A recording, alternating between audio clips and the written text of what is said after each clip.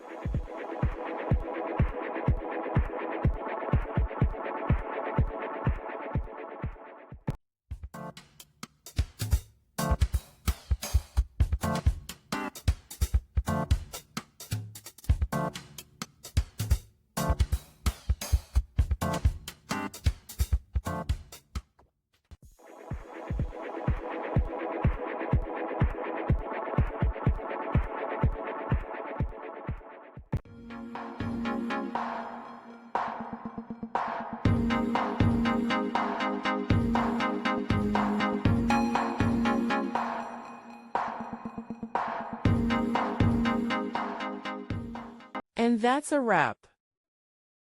I hope you found the answer you were looking for.